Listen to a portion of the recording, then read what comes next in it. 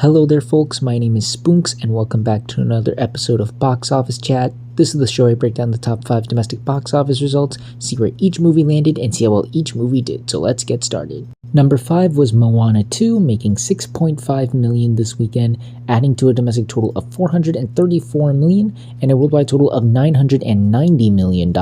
Moana 2 is still pushing along despite the fact that its holiday boost may have ended briefly, but this is still a very solid run at the box office. It should get to $450 million domestically very soon. It's probably going to be a slow crawl to get there because I do feel this is going to be officially the slowdown point for the film. We're going to enter the slow period for this film. It's only got a couple more weeks until Dog Man, and the other two big family films have definitely stolen a lot of the movie's thunder outside of the holidays for sure. But once again, this movie has just done so well. Its record-breaking openings and of course those big Christmas bumps this movie got, and the fact that it was able to make this much over the first Moana. I mean, these are Frozen numbers. It shows how much that film has really resonated with audiences, and people were really eager to go and check it out, even with it not being as good as the first one, which caused it to stumble a bit and fall behind some other movies during that point. But it's still doing really well, and it's definitely going to be Disney's third film of last year to gross $1 billion, with it just being $10 million away from that milestone. And I think it's definitely going to do that probably by the end of this week. We probably won't see that in the top 5, unfortunately, given the competition coming out this weekend. But still, the fact that it was able to get to this point alone, even with the bad word of mouth and reception, and the fact that this was originally going to be a TV show, the fact that this was just announced earlier this year, still really damn impressive. Still a great number to be at for this film. Hopefully with Moana 3, which we all know is going to happen eventually, they can work on making the movie better so that the box office numbers reflect the movie's quality a lot better for sure. But yeah, as with Moana 2, still a fantastic run at the box office. Not much more else to say except bravo. Number 4 was Nosferatu, making $6.8 million this weekend, adding to a domestic total of $81 million and a worldwide total of $135 million.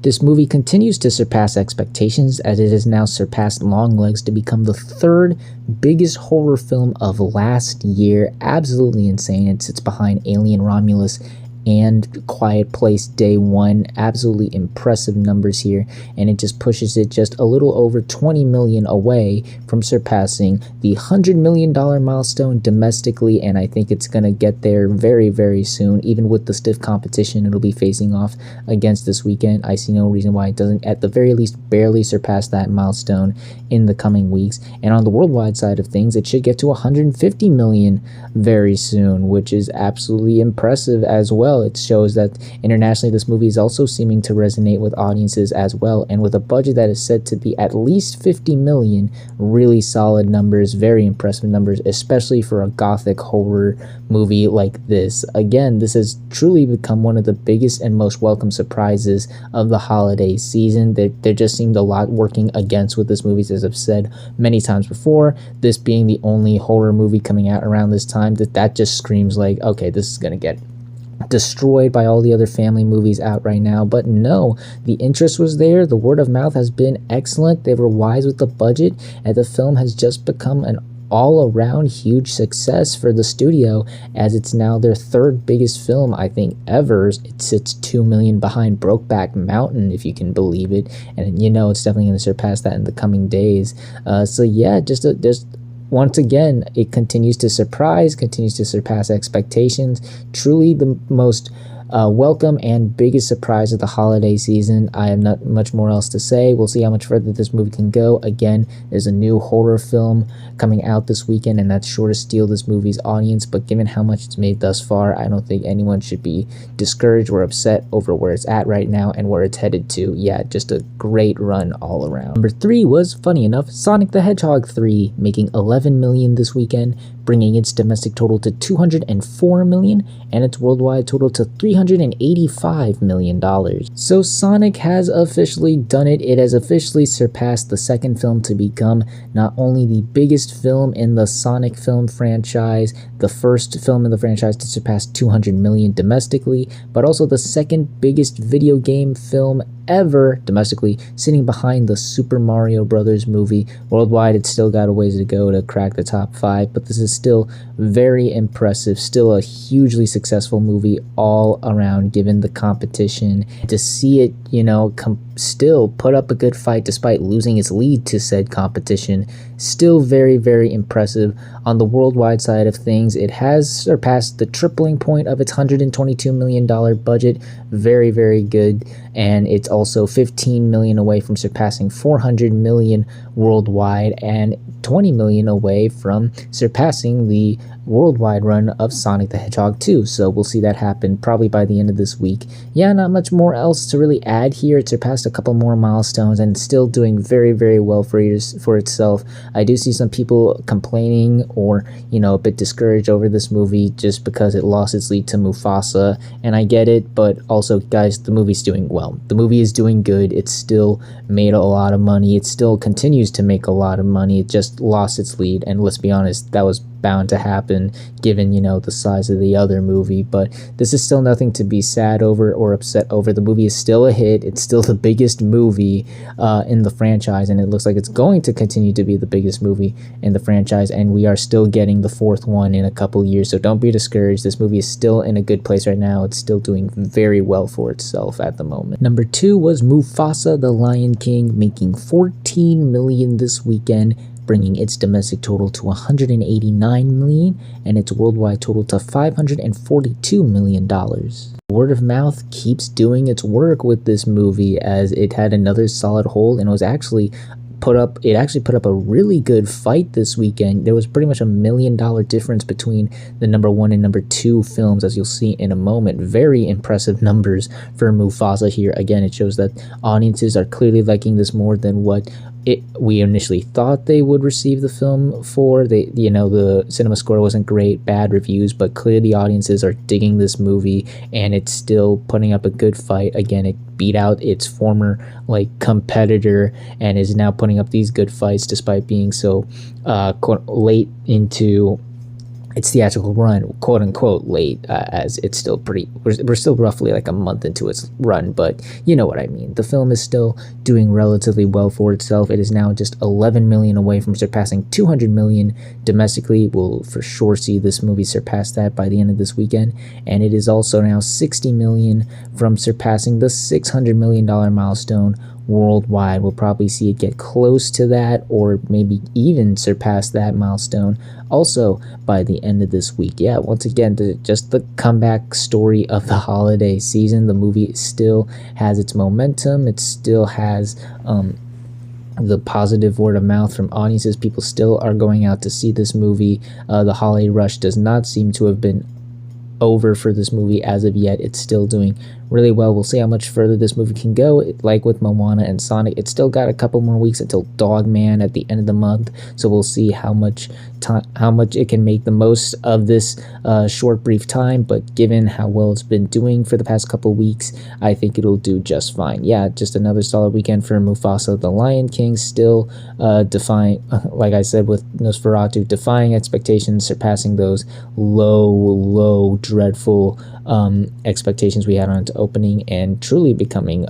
one of the bigger surprises of the holiday season. And finally, let's end the video off with the number 1 movie of the weekend, which was Den of Thieves 2, opening with $15 million this weekend domestically and $20 million worldwide. Being the first new movie of the year, of course, this is already the biggest opening of the year, but also it is Lionsgate's first film since The Hunger Games: Ballad of Songbirds and Snakes to open at number 1. Yes, folks, it has been that long since this studio has had a number 1 opening, and this pretty much surprised probably me the most out of everybody, I guess, in the box office analyst community, I guess, because I was not having it with this movie. I had so much negativity towards this. Well, maybe not like negativity, but I wasn't expecting much, I think is the best way to put it. I thought there was so much working against it.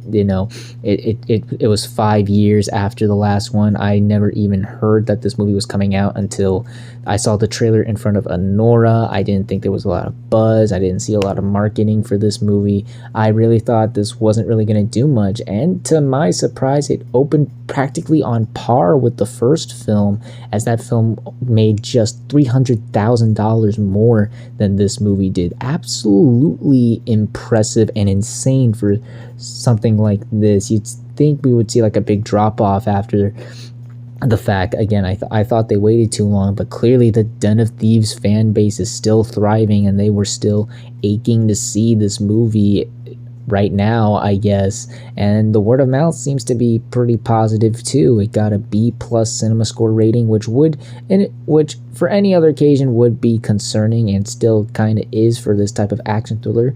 But also the first one also got a B+ cinema score, so it's pretty much on par with that film. And with it being so early in the year, I think it can make the most out of this slow period. We still got some big movies coming out, but nothing as big as we get into further into the year.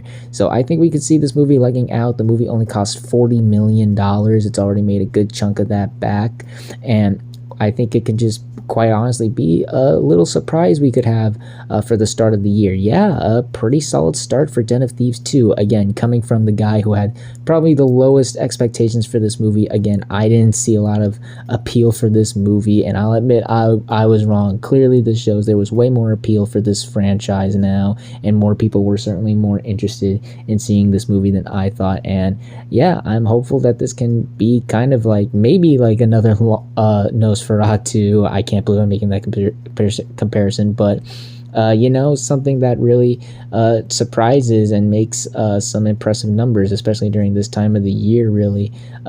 Just a really solid and very surprising opening, especially for my expectations. And those were your top 5 domestic box office results for this weekend, but we're not quite done yet, as we've got another week ahead of us and new movies hitting theaters. And this weekend we have 2 new wide releases just in time for MLK weekend. The first being One of Them Days, a new R-rated buddy comedy starring Keke Palmer and SZA. They play 2 best friends who have to find a way to pay the rent before the end of the day, or else they're going to be stuck on the curb. I think this is a pretty big wild card, especially for something releasing this early in the year. I can see this surprising, but also disappointing.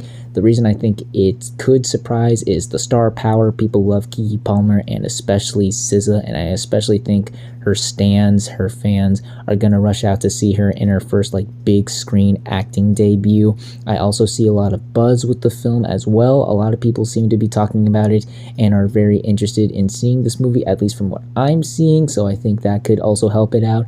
And the film did recently have early access showing this past weekend, and from what I saw, they were full, really full. I don't know how that'll carry over into this weekend, but there does seem to be more interest, and I think some people were expecting it to have. The problem though is that first off, the marketing has been surprisingly lackluster for a film that has this much star power with its 2 leading ladies. I haven't seen a lot of promotion for it. I've seen ads and commercials for it. I've certainly gotten the trailer a lot, but I haven't seen a lot to really say, yeah, they're really trying to sell this movie. It's also an R-rated comedy, and outside of Anyone But You and Cocaine Bear, those movies have been struggling for a while. They haven't really made bank at the box office in a while, and hopefully that doesn't befall for this movie, but I don't know. We'll just see if the interest truly is there. So yeah, pretty much a big wild card for me. This can go either way. I'm hoping it leans more positive so we can have another surprise like we saw with Den of Thieves 2 and Nosferatu, but there's still things holding it back. Hopefully it surprises, but I'm doubtful. And then there's Wolfman, the latest iteration of the classic Universal horror monster. In this iteration, it follows a dad on a camping trip with his family, and he gets bitten by some creature that's slowly but surely turning him into, you guessed it, the Wolfman, and it's freaking out his wife, his daughter, and they have to find a way to survive the night as he's rapidly changing into this horrible monster. I could see this movie starting the year for horror strong as well. I think we could see something similar to Nosferatu, take a character who hasn't had a movie in a while, and it's certainly been a while since the last Wolfman movie. I want to say it was 15 years ago since we had like a standalone Wolfman movie like this, so I think that could spark some interest with this movie. The marketing has been excellent. I have been seeing a lot of promos for this movie as of late, certainly the trailer a lot, and whenever this trailer comes on, the audience responds. They respond to it very, very well. There is a lot of buzz with this movie, I think, as well, again, just for, being the Wolfman, the latest iteration of the Wolfman, being how long it's been since we've seen this character on the big screen, and compared to stuff like Frankenstein or Dracula, seeing this character finally get a new movie after so long, I think is enticing people, and the movie seems to be getting a positive response from people in the horror community and general audiences. People do seem to be genuinely interested in this movie. The one thing that could hurt this movie, though, is if they fumble the Wolfman's design. This could be the scariest, most chilling, most creepiest film of the year, but if the Wolfman looks ridiculous and stupid, then it's gonna, completely ruin this movie. I think that's the one thing I think could hurt this movie, and also, the movie not being very good in the wake of these other stronger horror movies we've had recently. Again, Nosferatu. So yeah, definitely gonna be interesting to see where the movie heads in that regard, but I still think we're going to see a really solid opening here. It's Blumhouse, so it didn't cost that much to make either way, so they're probably going to have a really solid opening here, and yeah, just a lot of positive expectations with this one. I think this one's going to really do solid numbers this weekend, but we'll see how well this movie truly does, as well as the rest of the movies that land in the top 5 on the next Box Office Chat. And that's going to do it for this week's episode of Box Office Chat. What did you all think of the results? Were you satisfied, unsatisfied? Comment down below and let me know. If you like this video, hit the like button. If you like this channel, hit the subscribe button. Follow me on all the social media links right there. And until next time, everyone, stay sharp.